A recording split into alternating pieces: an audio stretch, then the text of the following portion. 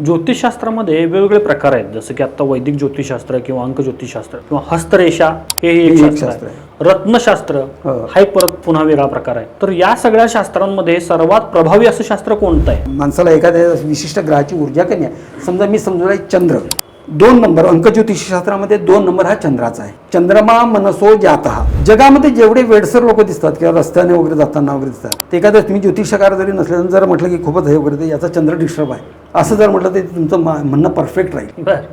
कारण आता चंद्राच्या ऊर्जा किती प्रभाव ठेवू शकते आयुष्यावर हे जर बघायचं असेल तर 2 उदाहरणं आपल्याला लहानपणापासून शिकवले गेली आहेत आणि आपण प्रत्यक्ष बघतोय. पौर्णिमा आणि अमावस्या. ज्या दिवशी चंद्राच्या पूर्ण ऊर्जा पृथ्वी तलावर पडतात त्या दिवशी समुद्रासारख्या महाकाय सागराचं पाणी देखील काठावर येते. बरोबर. म्हणजे आपोआप भरती येते.